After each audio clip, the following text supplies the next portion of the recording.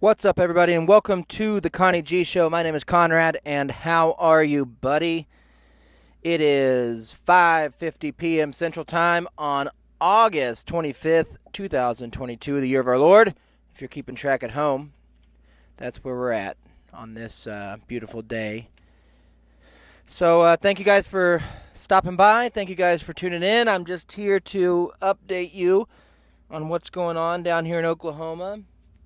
What's going on in our crazy little world, our little universe our little Marvel universe that we've built in central Oklahoma. It's been such a stressful time. And I put a lot of that. I mean, most of the time that means that I put all that stress on myself. I get it.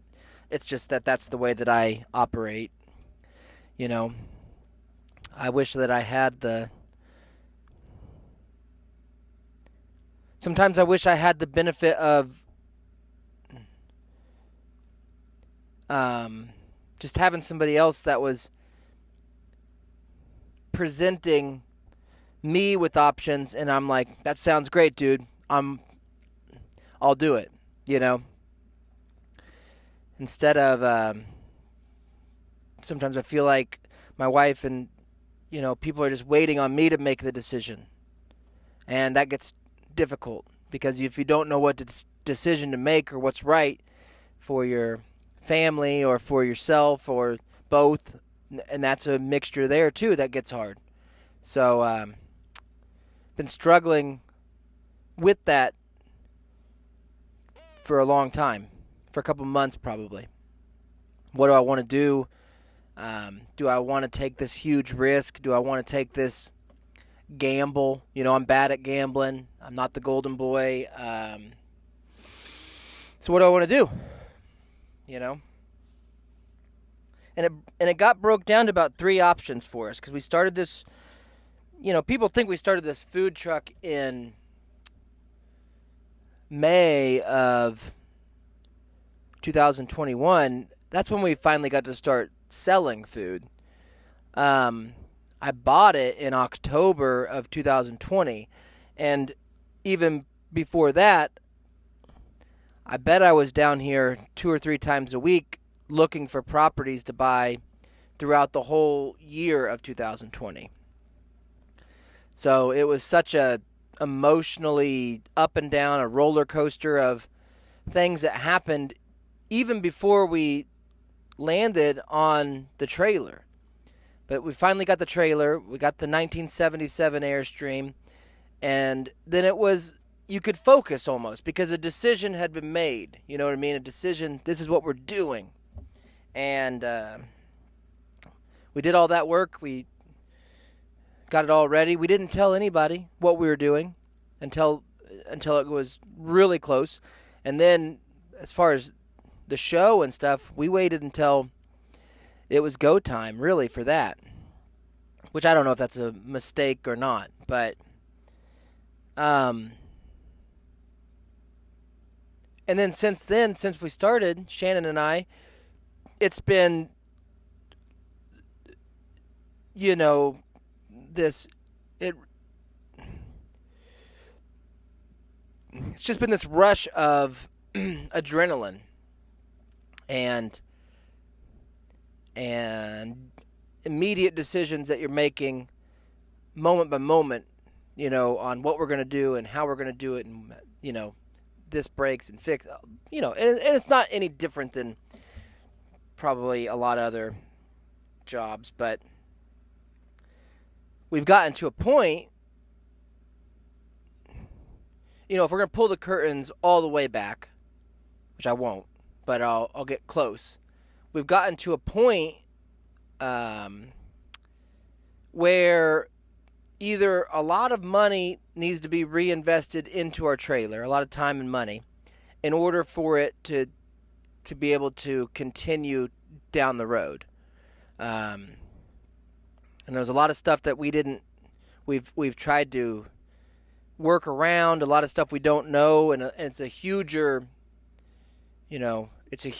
deal than what it's not that we're not capable of, but when we initially did this, than what we had money for and what we were capable of. And because ultimately you don't even know if the business is a success, which nobody ever knows, but you'd hate to do this kind of work and then go out there and be like, oh yeah, this is what's going to happen.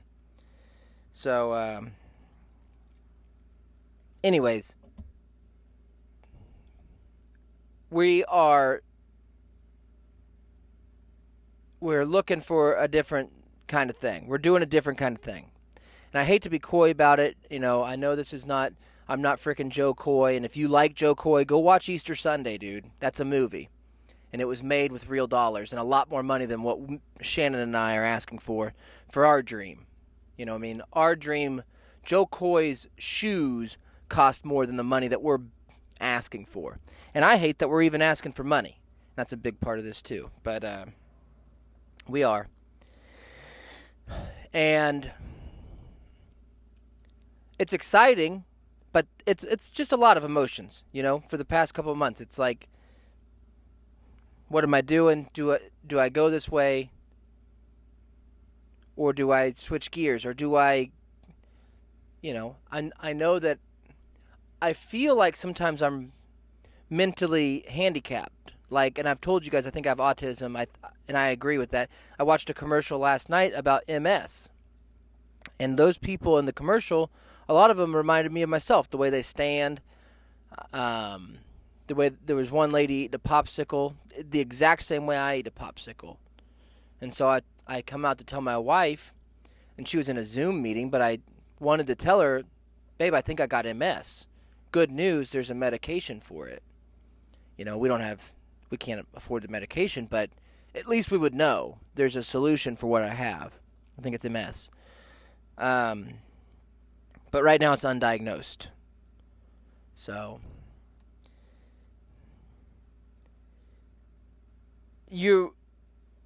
I guess what I'm saying is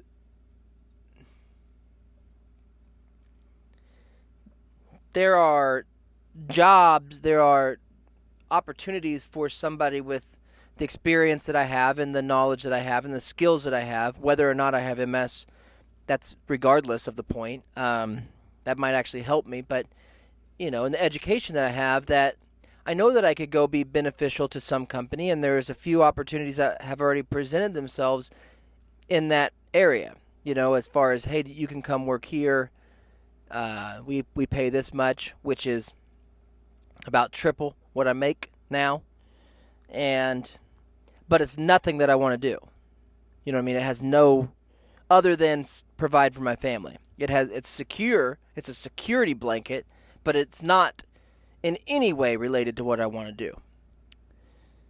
But there's still a big part of you that's like, dude, what are you doing? What you want to do doesn't make any money, and you got a family, and you got to think about that. And so then there's the other option of, and we've talked about it many times, where, we've been doing this show, or a version of this show. The Connie G Show actually was the first one, and I kind of rekindled that. But it's all part of Con Radio, and, we do those guys from Wichita and the OK Taco Show and, the Connie G Show, but they're all part of the same umbrella. So if you want to listen to all these, you can go to Con Radio on iTunes or Spotify. If you want to listen to just the Connie G Show, you can find it on Spotify or iTunes or Apple Podcasts. But Con Radio is all of them, and it's been an expression of our creativity basically for the past 10 or 11 years. Not that it's all on there, but it's a culmination of all that.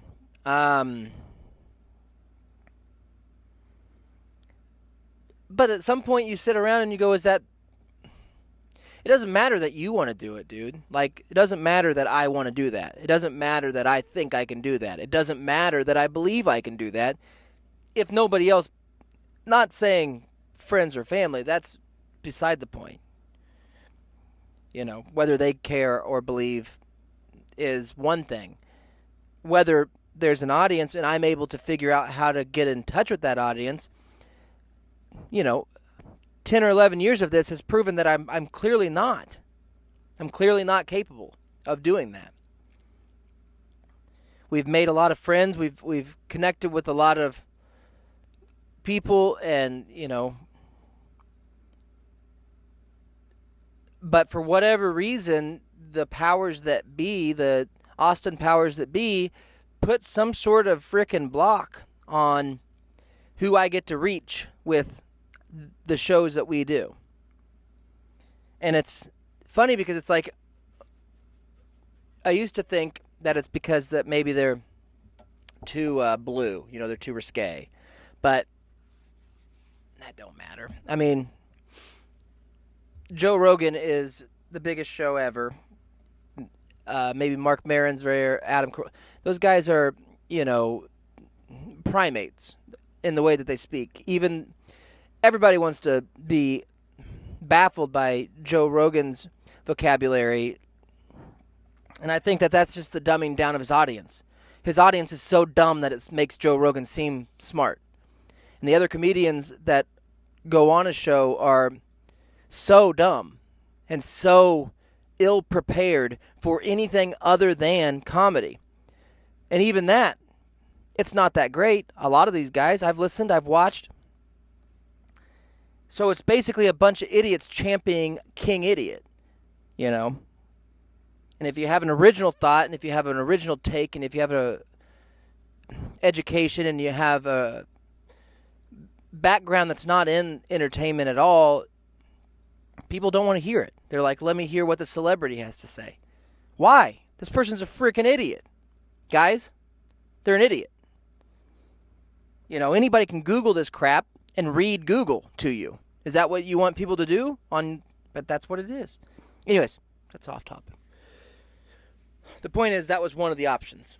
Do you even push harder, push freaking harder in this arena, or maybe even expanding myself in entertainment as far as taking a risk, taking a chance, and going out there and, knocking on the doors, going to the comedy clubs and going that route to ultimately get back to where I always was and where I've been since 2011, which is sitting behind this microphone talking to you, or talking to myself, hoping that somebody's there. So that's an option, and that's very appealing, and it's ridiculously scary. But it was an option, But the third option was, that the job's always going to be there. The job that you don't want to do, the job that you're qualified for, the job that pays well, the job that brings security, and it's there because that job is any job. You know what I mean? That job is anything. So that's there. That if you go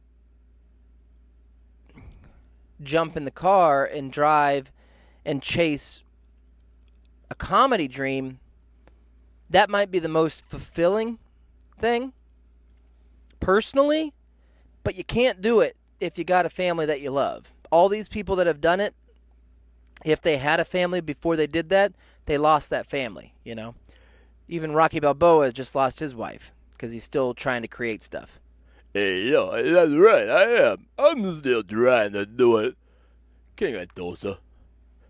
So he's divorcing his wife after 30 years because he still is trying to selfishly pursue his creative side. I'm assuming that's a lot to do with it. That and probably philandering and making love to other women. And he's like 70, which is disgusting, even though he is on a lot of creatine. So it brought us to the third choice, which is, are you going to put your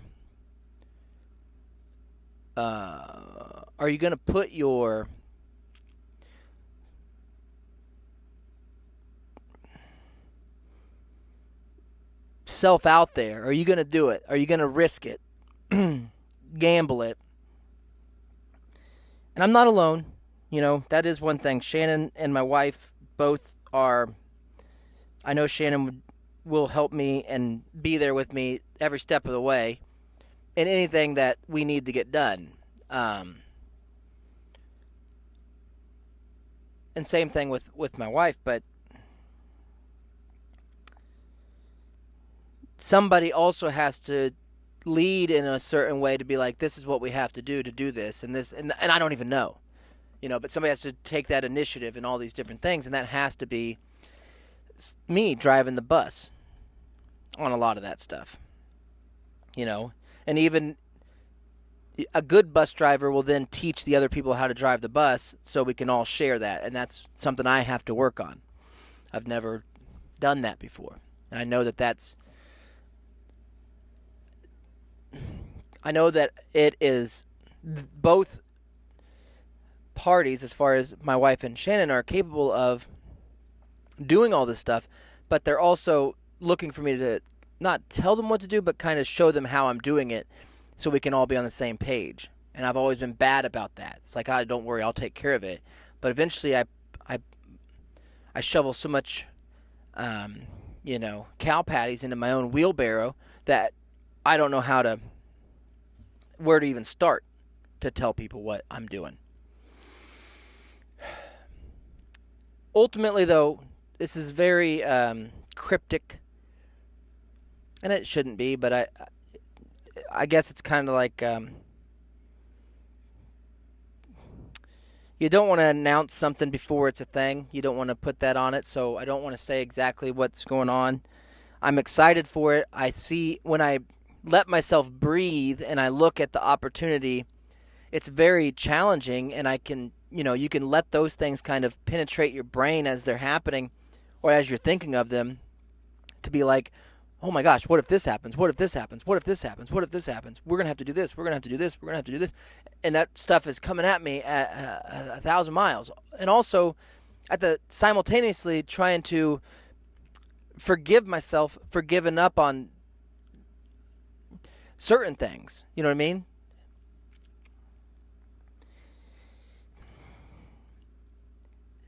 And the funny thing is, dude, all of it, none of it matters to anyone else but me. You know what I mean? From the outside. No, it can't. It'll matter when it's done. It'll matter when we decide and we're doing what we're doing to a lot of people, but they're not people that are thinking about it right now. Or will think about it when it's over. So it's such a weird thing. There's this huge battle inside your brain that's only you battling yourself.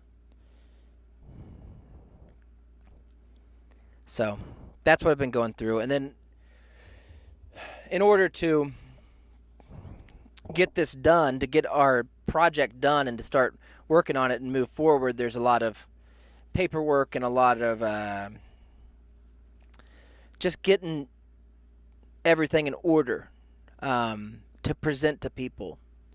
And it's frustrating because none of that stuff even matters once people accept your plan, because you're the one that has to do it, So I've always been really good at keeping books in the way that I need to read the books that we keep as far as financially with the company. But I've always been really bad at having them prepared in such a way that if somebody else from the outside was to look at them, they'd be like, what the heck is any of this? And it's like, it's my system. And I don't... So anyways, basically what I'm doing over the past few days is just working on accounting, doing an accounting program for OK Taco, and trying to find the right one. And it might end up in the fact that we're actually going to reach out to an accountant and have them take care of it. But it's such a weird thing that or at least me, I feel like I have to get it all in order before I even present it. You know what I mean? It's almost like if you hire a maid to come clean your house, you have to get your house clean. Like, I'm going to take the day off, clean the house before the maid gets here, What? That's what they're coming for. Yeah, I know, but I don't want them. That's how I feel, and that's what I've been doing. So I got it entered. It's frustrating because everything I'm doing on these programs is exactly what I already had. That's why it's frustrating. And I still, if I was to continue if we don't hire a tax professional, taxes and that tax season and filing all that stuff and the forms that you got to file in the right time, and I still have to do that so it doesn't change anything. I have to get these documents ready for a bank to look at, basically. So, anyways, that's the update. I know it's not much of one, and I talked in a very cryptic way about it all, and I can't tell you what we're doing, but it's such a huge thing. It could be so big, and it could encompass doing this show and other people doing a show that they want to do, and just creating something that is unique and fun and a really cool place, and I'm excited for it. So I just hope I can get there. You know what I mean? I hope I don't go crazy. I got MS, like I told you, and I don't got the medicine through the Trivago or whatever. That might be a travel website. I don't got it, so I got to just deal with it the old-fashioned way, which is pour liquor on it, I guess, and freaking run. Been running. That's one thing I have kept up. That and my Canadian Air Force workout. But my running, which I started it's been years now, but the daily running, I think back in October, I've not missed a day of at least a mile. But lately I've been running about 5 miles a day just to try to escape, I guess. I don't know. I'm going to try to talk about a couple funny things before I get out of here. I think I'm live on Podbean too. That was just to keep myself there. Yeah, I'm live. If you guys have anything that you wanted to chat with me about on Podbean, go for it. I don't know anybody on there. There's only like 3 people, so I doubt anybody will say anything. Let's see. I don't like looking at that.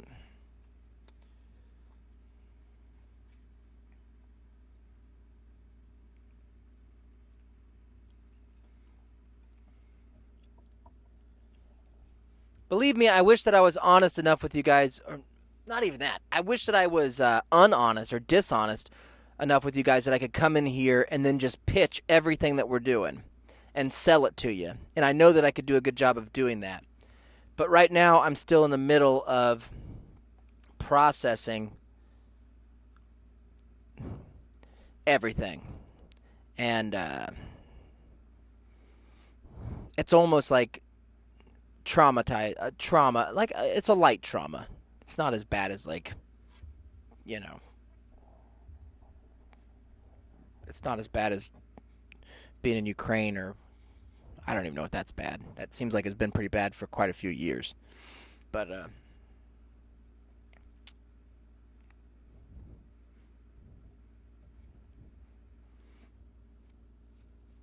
there's just a lot of mental anguish that goes along with the decisions. Makes you sick to your stomach. It reminded me of, I remember when my dad was going to buy a competitor and take over their accounts, their landscaping accounts. And it was this huge decision that him and his partner were going to make, and they were going to buy this, and then they had a plan, they had all their plans, and it was a profitable company that they were buying, and they were getting it, and they should be able to make profit within a year on the purchase and all this stuff. And they end up, I just remember how sick he was before he did it, because he felt like, I don't have to buy this company in order to get their business. I do such a good job, I could get their business if I wanted it, so why am I purchasing it? And he got talked into kind of like, this is the easy way. But the funny thing is, or the irony in all that is, when he got it, it all blew up. You know what I mean? It all blew up in his face. So they bought it, and then the accounts were lost, and the person that they had in charge of managing them didn't manage them in the way that my dad would have preferred, didn't want to grow that side of it, it's just, So I've seen it all happen. I feel like I'm just reliving it sometimes. I feel like I'm reliving some mistakes that I've watched other people make, and I'm hoping that I'm not making that mistake, that I'm being more judicious with my decision, and that I'm looking at it from every angle and all that stuff that you want to do, but at some point it doesn't even matter. You just have to bite the bullet and go for it. And let it all happen. Let it all hang out and let it all happen. And if it works, it works. If it doesn't, it doesn't. Lick your wounds and move on. You took a chance, and a lot of people don't. So that's kind of the mantra that I have playing in my head. It's like, take the chance and let it all shake out the way it's going to shake. And I guess I'm lucky that at least I have, Mick in my corner. Mick being Shannon, my trainer. Or I got my wife in my corner. Could very easily be like, I don't know. They could be on the side of I don't know, but they believe. So it'll be all right. We'll figure it out, and I can't wait to tell you guys. I mean, we're talking about there's a lot of business terms that this waterhead has been floating around over the past 2 weeks with these private meetings with people, and all this crap it's laughable if you hear me talking about it, or if you heard the people saying that stuff to me or to me and Shannon. It's like, profit and loss and balance sheets and deeds and all these terms. It's like, what do you guys? No, we're gonna sell tacos. We're gonna sell tacos and comedy and maybe booze, and that's what we're doing. So don't put a. Did you say a cash flow sheet? No. Just give us the money and we'll pay you back. But speaking of money, dude, China's got money, or we owe them money.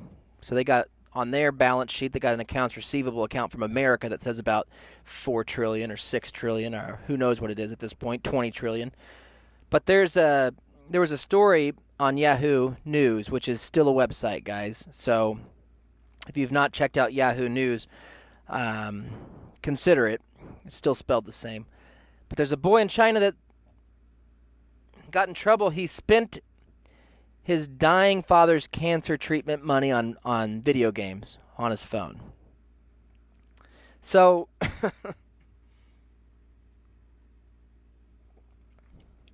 I guess what had happened is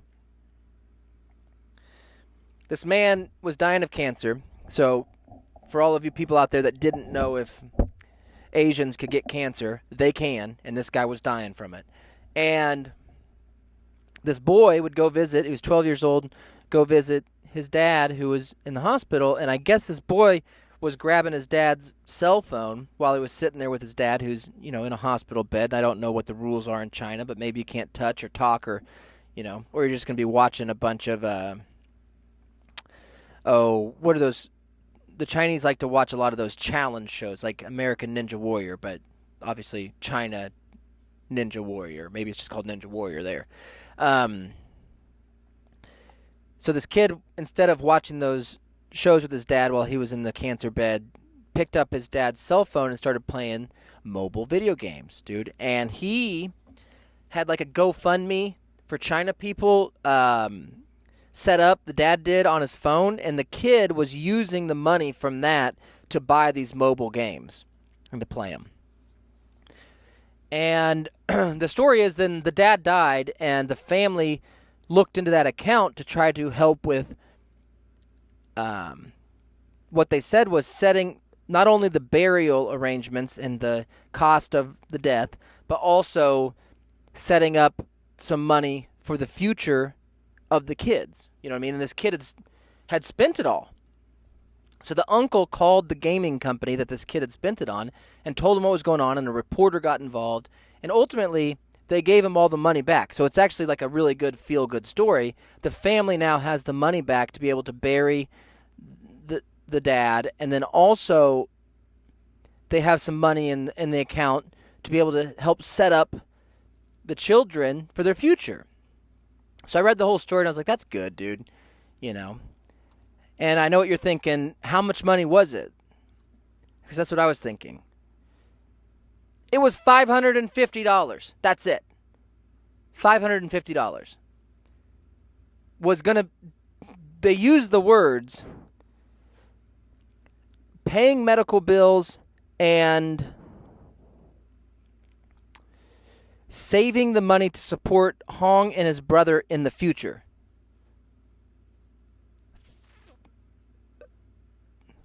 Dog, $550 is not, I might have to move to China because that covers like 2 months of a cell phone bill in America. $550? What do you mean? That's a grocery bill. $550? A kid in America would spend you'd have to spend $3 or $4 million before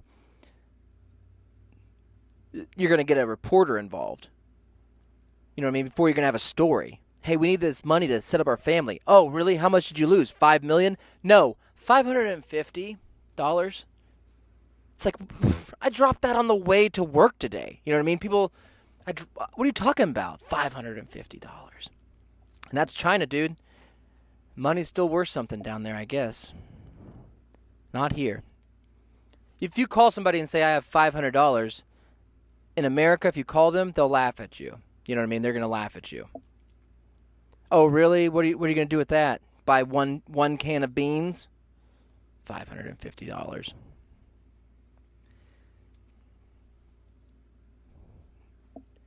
Then I seen in contrast, you take that story and you contrast it with America. And, while the news is trying to, I guess, figure out what the FBI was doing, raiding a former president. I've tried to watch the news every morning, and all they're doing is we're sitting here waiting for the release of the redacted affidavit. It's like, what the hell are you talking about? Who cares? What is actually happening in the country now? And who cares? Yeah, I don't. And I get it. Okay, well then don't watch. Okay, but can you guys have a news program that just tells me the news of what's happening on other topics other than just this one thing? And you can't. It's on every station. Stupid CNN, stupid Fox. Fox and Friends is about the dumbest show. I seen there that the MyPillow guy was selling coffee. There's now a commercial for My Coffee. Buddy, stick with pillows, buddy. Stick with voting machine fraud, buddy. Stay out of coffee, okay? But he's doing it. He's selling My Coffee to all these freaking, I got to imagine just old people. Hey, Mike Lindell, you know the one thing that we have that we do not need any more of? It's called coffee. Because of this global supply chain, we're now able, at our fingertips, to go to, there's a Coffee of the Month Club, there's coffee on Amazon, there's coffee on Walmart, there's coffee at Dollar General, there's coffee. Buddy, there's coffee everywhere. If we need coffee, we can get coffee. And by the way, you're selling stuff people have to make. People don't want to make their own coffee. You freaking weirdo. They want to go buy it for $5 a cup or $500 a cup. Sitting here talking about My Coffee. Stick to slippers, okay? Stick to pillows. Stick to comfort. Don't start jazzing us up with your coffee and then wanting us to rest on your pillow. You don't get to be in control, dude. Go away. Grow an upper lip and leave. All the people on Fox News need upper lips. You need to watch Fox News. What you're going to see is a lot of people with no upper lip. It's all teeth right there. They'll put lipstick up on their, what is that called? Their palate, their patella or something. What is that? Upper part of the bridge of your, not the bridge. You know what I'm talking about. The little jump on in between your nostrils, just below your nostrils. Whatever that is. Anyways, below it used to be a lip for most people, but not on Fox News. They cut them off, and they put lipstick just on the skin. Everybody walks around like a chipmunk on there, and they just sit there and say ridiculous stuff over and over again. Like, oh, here's Mike Lindell for my coffee. So I turned that crap off. I couldn't watch the news anymore. I started looking on my phone for news stories. And there is a game that Americans are playing called Drink or Drown. Have you seen this game, Drink or Drown? What it is a bunch of privileged white frat boys go to school to drink, okay? And if you guys are from out of the country, I'm sorry, but what happens in America is children, 18-year-old children, will mortgage their life for a college education. And when they go to college, they won't learn anything that's applicable to their future career. You're talking, if you want to talk percentages, dude, like probably 1% of students that go to college learn anything that's going to help them in their career. So they go there, they spend thousands of dollars, they don't go to work while they're there, and what they do is they get drunk every day. And not like, I'm so sad because I don't know what I'm doing, so I'm going to drink my sadness away. They get drunk for like, let's get drunk and party with these chicks. Like, probably a better drunk, really. And it used to be that you could just Animal House it. You know, you could just get a 12-pack of beer, and that was going to be enough. You're going to have a good time. Maybe you get a case of beer, a 30-pack, and you split it between 3 or 4 of your roommates, and you guys sit around and you party and you play beer pong and you do that. That was fine. Maybe you play a drinking game where you write like Kemosabe on your card and you stick it to your forehead, and people are like, you know, you guess what it is. You guess what the card is. It's a drinking game. But because we have to constantly evolve into animals, you know, we have to de-evolve. What we're doing now is we're putting these buckets on our head with some sort of rubber grommet around the neck to prevent spillage. It's an open-topped bucket, and then somebody pours pitchers of beer into your bucket, covering both your nose and your mouth, filling up a bucket that's bigger than your head. And the game's called Drink or Drown. And so you keep your nose pinched and you sit there and drink in beer until the level of the beer gets below your nose and you can breathe again out of your nose, and then you finish drinking. Drink or drown. And it's open on top that if you start choking, you know, waterboarded or whatever, you can flip your head down and spill the beer out. And so technically there's not really a risk of dying of drowning, but there's definitely a risk of dying. And somebody will die and drown of this at some point. And it'll be outlawed or whatever. People are like, oh, it was fun when we did it. We never. It's like, what the hell is wrong with you? Just crack open a beer, dude. Are you really going to fill a bucket up that covers your mouth and nose and drink that way? Drink or drown? What happened to the good old days where you just drank? It's like, hey, are we going to play Drink or Drown? No, I'm going to play Drink, then Drink. You know, there's no risk of, I don't want to drown. Hey, let's play Drink or Fire. You know, drink it or you'll catch on fire. You know, let's play Drink or Russian Roulette. What are you talking about? No. And so you got these people that pay thousands of dollars a semester. A semester's half a year. And it's not even a full year, guys. A semester's like 4 months. And you pay thousands of dollars to do this. You don't learn a damn thing. You don't go to class. And you fill a bucket up with beer and you play Drink or Drown. That's college. Welcome to Stanford. Welcome to Harvard.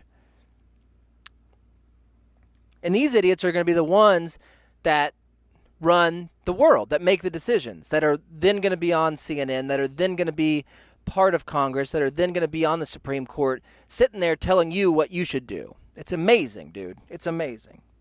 Meanwhile, there's a dude in China, you know, trying to get $500 back to support 2 children for the remainder of their life. What? Where are we living? But it's not all bad, dude. America does have some stuff. And I was flipping through the stations on Peacock, flipping through the categories. I don't know what streaming services you have. Right now, I got Mike Lindell's TV, My Pillow TV. I got Balance of Nature streaming, and I got Pluto, I got Frisbee. I got HBO, not Max, just HBO, Netflix, Hulu. But if you get that Peacock, you can get on there. There's a bunch of documentaries on that Peacock. And there was one that was talking about, it's only a 20-minute documentary, so it's real short. And what it was the construction of the Jurassic World amusement ride at Universal Studios in Florida. And I'm not sure if Ron DeSantis has shut that down yet or not, but at the time of this documentary, he wasn't even a part of it. And so it starts where they're showing the roller coaster. It's a roller coaster ride, but it's also got like, because it's Universal Studio, they got all this computer animation that looks like velociraptors are running through a jungle, attacking you as you're flying by on this roller coaster. And I thought it'd be something that my son would enjoy watching. So I called him into the living room a couple nights ago, and we were sitting there watching it. And it was narrated, it would open up with the roller coaster and the velociraptors, but it's being narrated. It's like, who is this? And then all of a sudden, it's like, we're going to take an adventure on what it takes to create the Jurassic World roller coaster. Hi, everybody. I'm Mario Lopez. And it's like, what? And Mario Lopez is still alive, guys. Mario Lopez is still alive, and he, that's AC Slater. And he looks great. We got to find out what creatine or what MyPillow coffee Mario Lopez is drinking, because he looks amazing. And he just jumped out, big-headed, tiny body Mario Lopez. Hey, guys, I'm Mario Lopez, and I'm going to take you in the inside of what it's like to create a theme park ride at Universal Studios. Join me, Mario Lopez. And I was like, that's America, dude. Because just when you think that you're on the ropes, you think Saved by the Bell is over, you think you're never going to get another acting gig, Superman, whatever it was, guess what, dude? You can always do a Universal Studios documentary narration. You can always do what Mario Lopez does. I think he hosts like BattleBots and stuff like that too. He's still out there getting it done, dude. So if you're like me and you thought that you would never have to hear, hey, I'm Mario Lopez again, guess what? He's out there and he's sneaking around a corner in something that you're going to watch. He's going to jump on that screen and scare you pretty soon. So I laughed heartily at Mario Lopez being part of this, and I turned it off immediately. And I turned on a different film with my wife because she said, you should watch this. And it's called They, Them. It's on Hulu. So what I'll say is Kevin Bacon leads a gay reformation camp, an LGBTQ reformation camp, where people are getting murdered. So